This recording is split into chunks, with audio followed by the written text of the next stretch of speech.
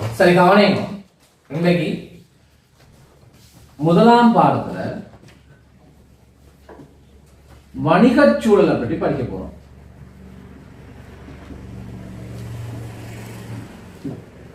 Right? அப்ப வணிகச் சூழல் என்றா வணிகத்தை சுற்றி காணப்படுகின்ற, வணிகத்துக்கு உள்ள காணப்படுகின்ற விடயங்கள் எல்லாமே இருக்கு. ரைட்? உதாரணத்துக்கு இந்த நடுவில் இருக்கிற இந்த வட்டம் தான் வணிகம் என்று வச்சுக்கொள்வோம். இந்த வணிகத்துக்கு உள்ள இருக்கிற விஷயங்களை வந்து நாங்க சொல்லுவோம் அகச்சூழல். ரைட்? அதே வணிகத்துக்கு வெளியே இருக்கிற விஷயங்கள் நாங்க சொல்லுவோம் புறச்சூழல். இப்படி வணிகத்துக்கு உள்ள இருக்கிற விடயங்களை பற்றியும் வணிகத்துக்கு வெளியே இருக்கிற காரணிகளை பற்றியும் படிக்கிறது தான் இந்த வணிகச் சூழல் என்ற பாடம். சரிதானே? அப்ப உதாரணத்துக்கு வணிகத்துக்கு உள்ளே இருக்கிற விஷயங்கள் நாங்க என்ன சொல்லுவோம்? அந்த வணிகத்தினுடைய உரிமையாளர், ரைட்? அந்த வணிகத்தினுடைய ஊழியர், அந்த வணிகத்தினுடைய முகாமையாளர், ரைட்? எப்படி தீபா படிக்கிறதுக்கு போறதுக்கு முதல் மேலோட்டமா சும்மா சொல்லுவோம். இதெல்லாம் வணிகத்துக்கு உள்ளே இருக்கிற விஷயம். வணிகத்துக்கு வெளியே இருக்கிறார்கள்னா இலங்கையின் அரசாங்கம், எங்களோட போட்டியாளர்கள், எங்களுக்கு எதிரான போட்டியாளர்கள், எங்களுக்கு பொருட்களை விநியோகம் செய்த விநியோகஸ்தர்கள், இப்படி வணிகத்துக்கு வெளியவும் கொஞ்சம் பேர் இருக்கணும், வணிகத்துக்கு உள்ளவும் சிலர் இருக்கணும். இப்படி வணிகத்துக்கு உள்ளே இருக்கிறார்களை பற்றியும் வணிகத்துக்கு வெளியே இருக்கிறார்களை பற்றியும் அவ வணிகம் சம்பந்தமா என்னென்ன விஷயங்களை செய்யணும், வணிகத்தின் மீது அவ எப்படி தாக்கம் செலுத்தினோம், ரைட்? அது வணிகத்துக்கு பலமாகவோ பலவீனமாகவோ அமையலாம். சில சந்தர்ப்பங்கள்ல வாய்ப்பாகவோ அச்சுறுத்தலாகவோ அமையலாம். அதை பற்றி எல்லாம் படிக்க போறோம். அப்ப சிம்பிளா எங்களோட வணிகத்துக்கு உள்ளே இருக்கிற விஷயம் எல்லாம் நல்லதா இருந்தா அது அதாவது ஒரு சக்தி வாய்ந்த உரிமையாளர், நல்ல அறிவுள்ள உரிமையாளர் இருக்கிறார், இது வணிகத்துக்கு பலம். அதே வணிகத்துக்குள்ள இருக்கிற ஒரு விஷயம் எங்களுக்கு எதிராக இருந்தா, எதிர்கணியமா இருந்தா நாங்க அதை பலவீனம்னு சொல்லுவோம். அப்ப எங்களுக்கு திறமை குறைஞ்ச ஊழியர்கள் இருக்கணும், திறமை இல்லாத ஊழியர்கள். அப்ப திறமை இல்லாத ஊழியர்கள் நாங்க என்ன சொல்லுவோம்? பலவீனம்னு சொல்லுவோம். அதே வணிகத்துக்கு வெளியே இருக்கிற அரசாங்கம் உங்களுக்கு சாதகமா இருக்கு, இதை நாங்க சொல்லுவோம் வாய்ப்பு. வணிகத்தில் இருக்கிற போட்டியாளர்கள் உங்களோட திறமையான, நல்ல வசதியான, நிதி பலம் கொண்ட போட்டியாளர்கள் இருக்கணும். அப்ப அது எங்களுக்கு பிரச்சனையாக அப்ப அச்சுறுத்தல். இப்படி வாய்ப்பு, அச்சுறுத்தல், பலம், பலவீனம், அகச்சூழல், புறச்சூழலை பற்றி படிக்கணும். தானே? அப்ப இந்த வணிகச்சூழல் என்றா எங்களோட வணிகத்துக்கு உள்ளே இருக்கிற அகச்சூழலை பற்றியும் வணிகத்துக்கு வெளியே இருக்கிற புறச்சூழலை பற்றியும் படிக்கிட்ட பார்க்கணும். ரைட்? அகச்சூழல் எண்டைக்குள்ள வணிகத்துக்கு உள்ளே இருக்கிறார்கள் வரைக்கும், புறச்சூழல் எண்டைக்குள்ள வணிகத்துக்கு வெளியே இருக்கிறார்கள் வரைக்கும். ரைட்? இதுல அகச்சூழல் என்றா அதுக்குள்ள நிறைய பேர் இருக்கணும், அதுல மேலோட்டமா யாரா இருக்கணும்னு பார்த்துருக்கணும். புறச்சூழல் என்றா அதுக்குள்ளே நிறைய பேர் இருக்கணும், அதுல இப்ப நாங்க மேலோட்டமா விளக்கத்துக்கு எத்தனை பேர் இருக்கணும் அந்த சின்ன ஒரு உதாரணத்தை பார்த்துருக்கோம். இதுல வணிகத்தின் அகச்சூழல்களுக்கு சாதகமா இருந்தா அதை சொல்லுவோம் பலம், பாதகமா இருந்தால் பலவே. விளக்குதா? அப்ப எங்களுக்கு நல்ல உரிமையாளர்கள் இருக்கணுமா, புத்திசாலியான உரிமையாளர்கள் இருக்கணுமான்ற நாங்க ஆய்வு செய்தோம்னா அது நாங்க எது ஆய்வு செய்வோம்? அகச்சூழல்ல எங்களை உரிமையாளர்களை பற்றி ஆய்வு செய்வோம். இப்படி ஆய்வு செய்தோம்னா அந்த உரிமையாளர்களுக்கு சாதகமா இருந்தா நாங்க அதை பலம் என்றும், பாதகமா இருந்தா அதை பலவீனம் என்றும் சொல்லுவோம்.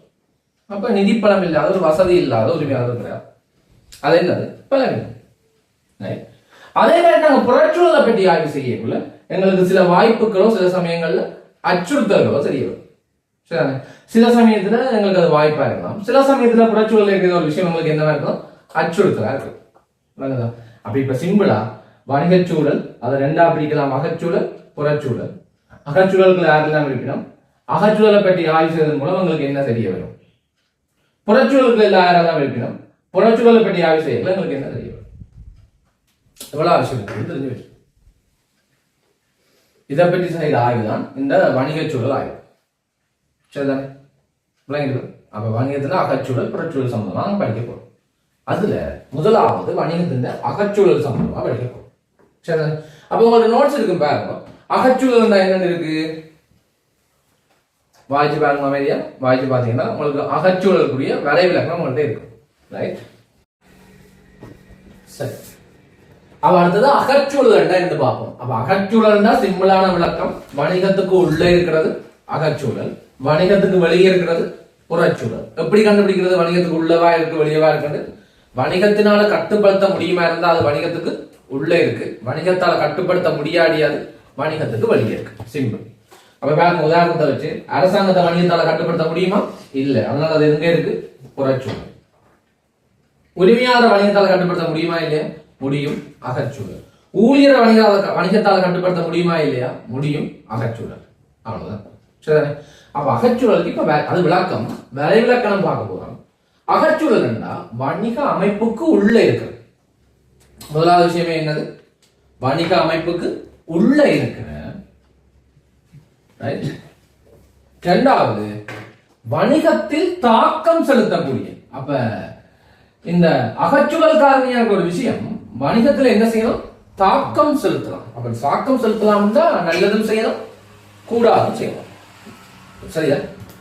தாக்கம் செலுத்தக்கூடிய அழுத்த குழுக்களும் நிலைமைகளும். அப்ப இந்த அழுத்த குழுக்கள் உயிருள்ள விடயங்கள், உயிருள்ள விடயங்கள் எல்லாம் வெறும் அழுத்த குழுக்களுக்குள்ள. ரைட்? நிலைமைகள் என்றால் உயிரற்ற விஷயங்கள். அப்படி இது சிம்பிளா வழங்கி வச்சுக்கணும். அழுத்த குழுக்களும் நிலைமைகளும். ரைட்? என்ன சொல்லுவோம் நாங்கள்? அகச்சூழல் என்று சொல்லுவோம். ரைட்? இந்த அகச்சூழல் வணிகத்தினால கட்டுப்படுத்த முடியும். ரைட்? அப்ப நீங்க சொல்லுங்க, அகச்சூழலுக்குள்ள எத்தனை விஷயம் இருக்கு? அகச்சூழலுக்குள்ள எத்தனை விஷயம் இருக்கு? 6 விஷயம் இருக்கு. சரிதானே? அப்ப என்னென்ன அந்த 6 விஷயமும்? முதலாவது, உரிமையாளர், ஊழியர், முகாமையாளர். ரைட்? அடுத்தது நிறுவன வளம், நிறுவன கலாச்சாரம், மற்றது நிறுவன கட்டமைப்பு. இப்படி 6 விஷயம் இருக்கு. இதுல உங்களுக்கு தெரியும், அகச்சூழல் என்றால் வணிக அமைப்புக்கு உள்ள இருக்கும் முதலாவது விஷயம். அப்ப இந்த 6 விஷயமும் வணிகத்துக்கு உள்ளதானே இருக்கும். உதாரணத்துக்கு உரிமையாளர் வணிகத்துக்கு உள்ள இருப்பார், ஊழியர் வணிகத்துக்கு உள்ள இருப்பார், அந்த வணிகத்துல வேலை செய்யறாள், முகாமையாளர் அந்த வணிகத்தின் செயற்பாடுகளை திட்டமிட்டு நடைமுறைப்படுத்துறாள், தீர்மானங்களை மேற்கொள்றாள். அவர்கள் 3 பேர் அங்கே இருக்கணும், வணிகத்துக்கு உள்ளே இருக்கணும். அடுத்தது நிறுவன வளம், நிறுவனத்துல காணப்படுகின்ற உள்ளீடுகள், அந்த நிறுவனத்தின் கட்டணம்,